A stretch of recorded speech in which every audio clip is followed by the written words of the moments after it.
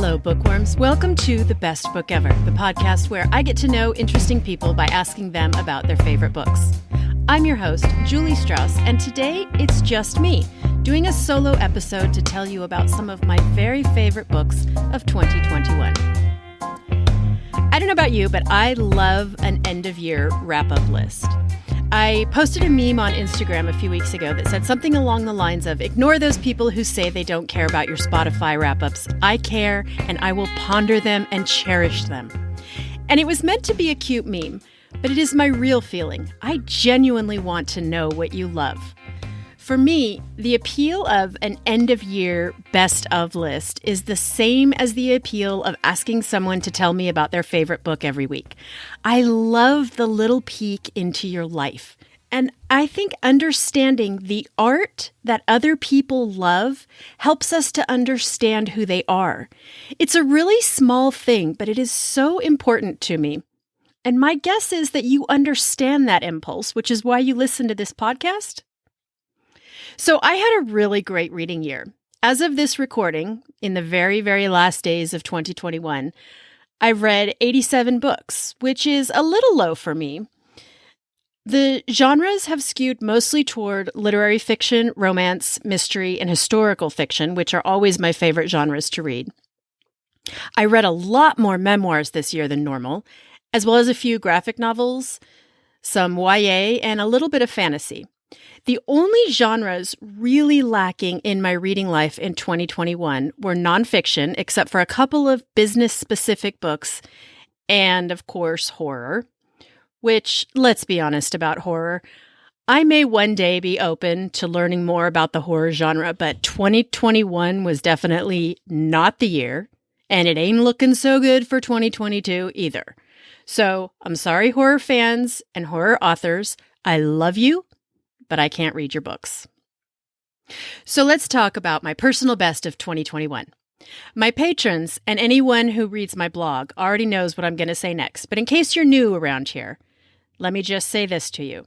Never, ever read something that you don't like. Ever. Life is too short, and there are too damn many books out there.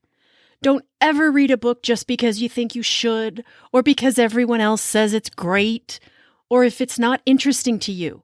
When I say these were my favorite books of the year, I don't mean I read a bunch of terrible books and these were the 7 best ones. I mean that every other book I read this year was also interesting, funny, compelling, or otherwise worth my extremely valuable time.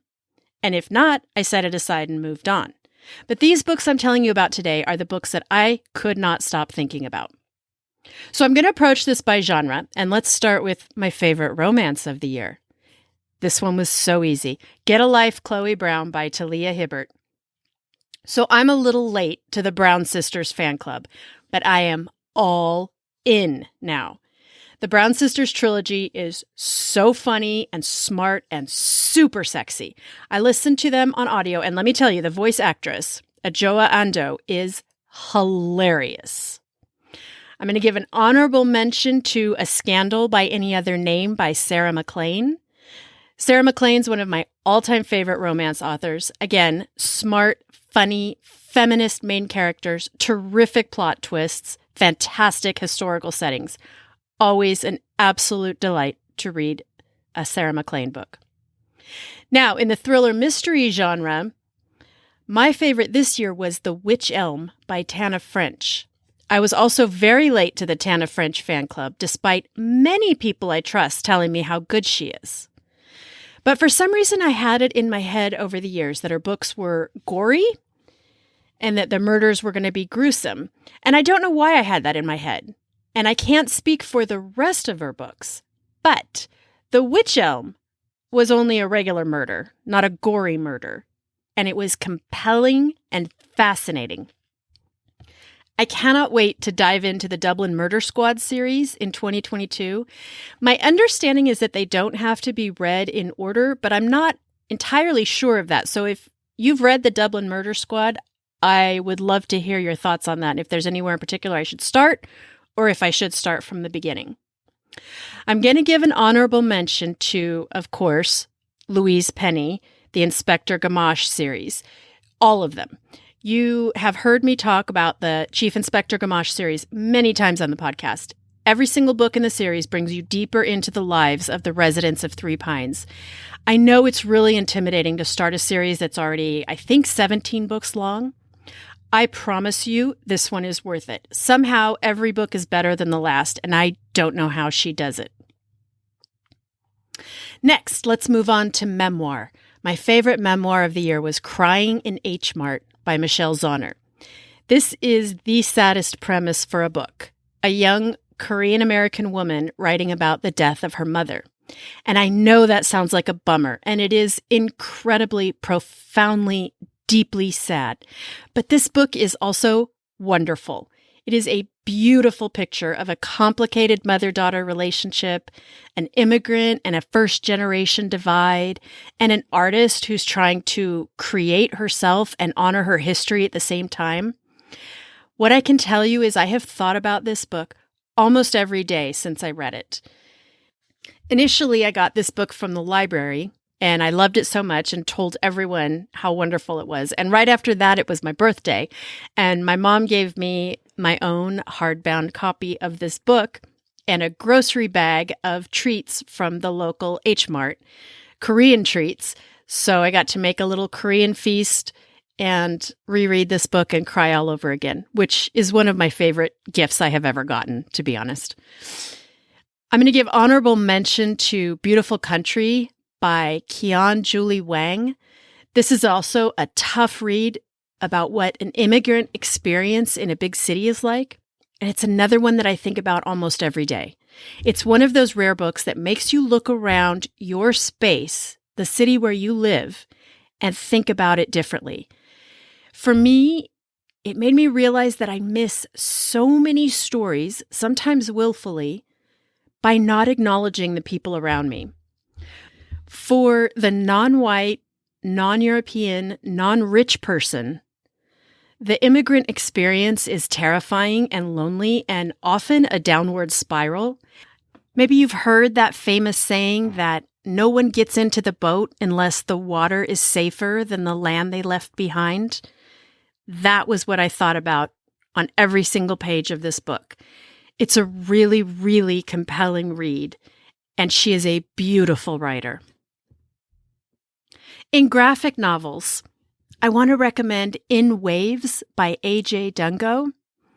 So I had Joanna Balfour, the owner of Bel Canto Books, on the podcast in episode 51. And then a while later, after we'd all been vaccinated, I was able to visit her beautiful bookstore in Long Beach, California.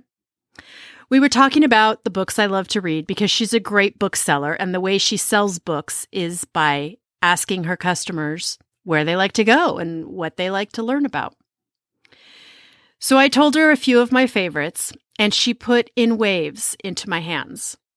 In Waves is a graphic novel about grief and surfing, which sounds really weird, but I promise you that it makes sense. Adjoa Andoh's high school girlfriend died of cancer, and that's not a spoiler, it's the premise of the book. And he wrote this novel interweaving the history of surfing and the story of her life together. And it's all told through his beautiful artwork.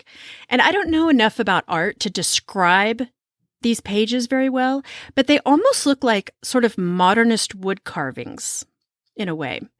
It's a really beautiful and sad story. And yes, I am starting to see that I read a whole hell of a lot of beautiful, sad stories this year. I don't know. Make of it what you will. Okay, historical fiction. The Song of Achilles by Madeline Miller. Zenobia Neal chose this book as her favorite in the Best Book Ever, episode 35, and I have passed it on to at least 10 people since then.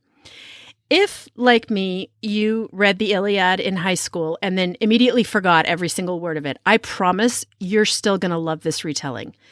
It does exactly what a historical retelling should do.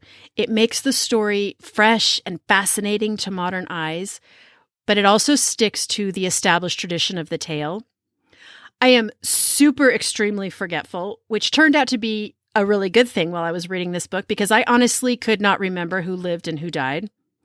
And I know you Greek scholars are appalled at me right now, but all I can say is that we forgetful people have very thrilling reading experiences, and this book is awesome. I want to give an honorable mention to The Rose Code by Kate Quinn. This one is a dual timeline story. In one timeline, near the beginning of World War II, 3 very different women start working at Bletchley Park deciphering German military codes.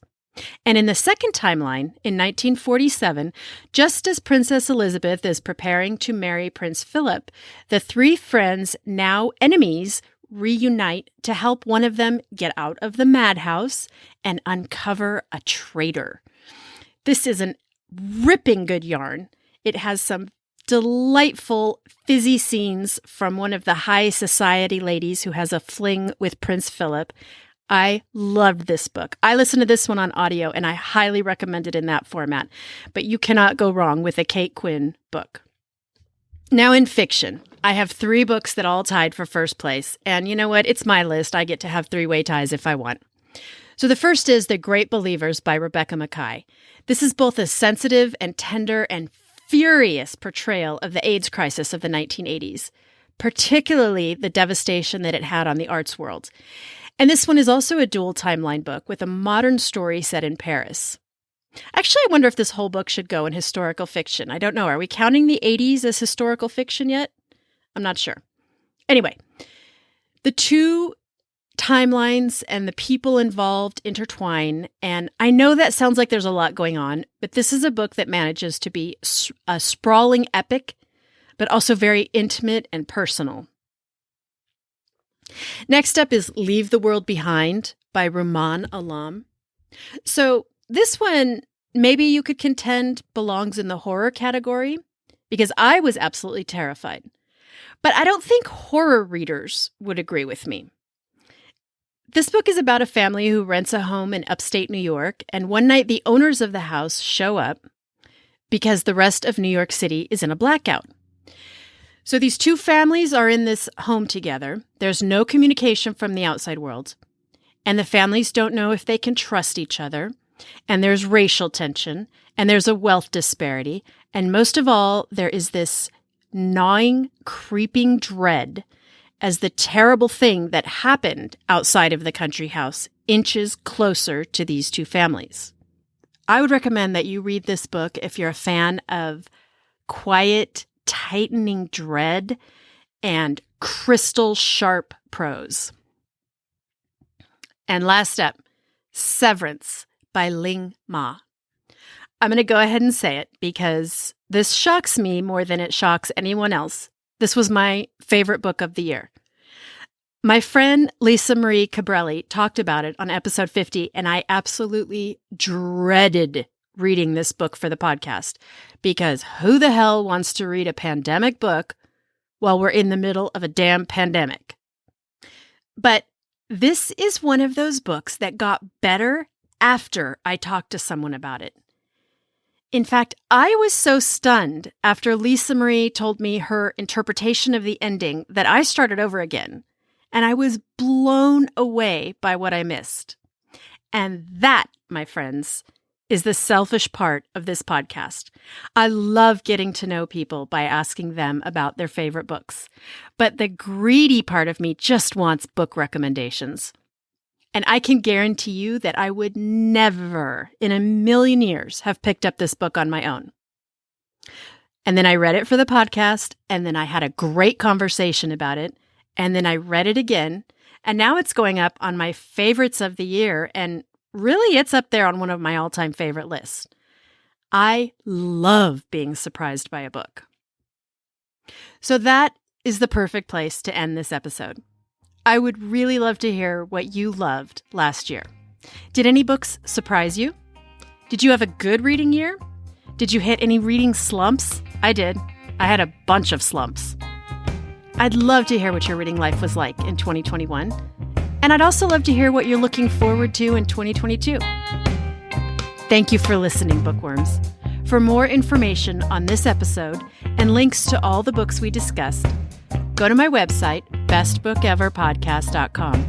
You can also follow the podcast on Instagram at bestbookeverpodcast. I'm your host, Julie Strauss, and you can find me everywhere as Julie Wrote a Book. If you'd like to hear more from my weekly guests, you can become a patron of the Best Book Ever podcast. For about the cost of a latte, you'll get exclusive interview clips, monthly book roundups, and curated reading lists. Go to patreon.com/bestbookever to learn more. Thanks for joining me today, and I will see you at the library.